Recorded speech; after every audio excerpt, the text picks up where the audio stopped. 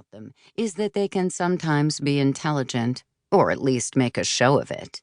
They're so skilled at transforming the lineaments of learning to the bars of a cage that they would gladly burn books, along with their authors, in the name of some ideology, or of something they learned from some purported sage, idiotic or not. Uncertainty makes you crazy. Certainty makes you stupid. Morons will condemn you instantly, with no appeal possible and no extenuating circumstances admitted, on the sole basis of the appearances they glimpse through their narrow blinkers. They know how to rouse their sympathizers, to goad them to lynching in the name of virtue, custom, respect. The idiot hunts in a pack and thinks in herd fashion. As the Georges Brassens song goes, the plural is useless to mankind. Whenever more than four are gathered, you'll find a band of fools. He also declared, "Glory to the man who, lacking lofty ideals, contents himself with not being a nuisance to his neighbors." Alas, our neighbors don't always return the favor. Not content with making you miserable, the irksome idiot is delighted with himself, unshakably. He is immunized against self-doubt and convinced of his rights. The happy imbecile tramples your rights without a second thought. The fool takes his beliefs for truths graven in marble, whereas all true knowledge is built on sand. Uncertainty makes you crazy. Certainty makes you stupid. You've got to choose your camp. The asshole thinks he knows better than you. Not only does he know what you should think, feel, and do with your 10 fingers, he knows how you should vote. He knows who you are and what's good for you better than you do. If you disagree with him, he will despise you, insult you, and assault you, literally and figuratively, for your own good.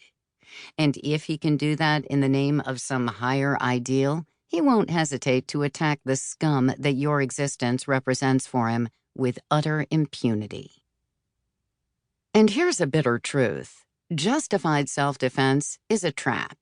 If you try to reason with an idiot or to change his mind, you're lost. The moment you decide it's your duty to improve him, the moment you think you know how he should think and act, like you, of course, the jig's up. There it is. Now you're the idiot, and you're naive to boot, since you think you're up to the challenge. Worse, the more you try to reform an idiot, the stronger he gets. He delights in seeing himself as a victim who annoys others, and who must, for that reason, be in the right. In reproving him, you allow him to believe in good faith that he's a hero of anti-conformity, someone who ought to be defended and admired. A member of the resistance, tremble before the vastness of this curse.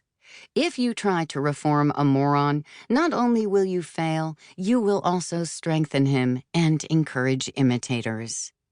Before, there was only one moron. Now, there are two.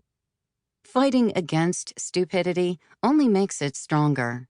The more you attack an ogre, the more souls he devours. The horse feathers of the apocalypse. Thus, there is no way that stupidity can lose its power. It's exponential.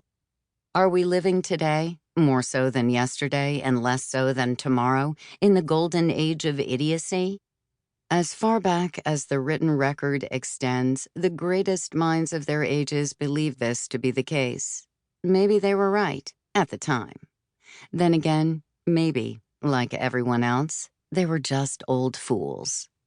Nonetheless, the novelty of the contemporary era is that it would take only one idiot with a red button to eradicate all stupidity, and the whole world with it. An idiot elected by sheep who were only too proud to choose their slaughterer. The other great characteristic of our age is that, even if we admit that stupidity has not yet reached its pinnacle, we know that it has never before been so visible, so unabashed.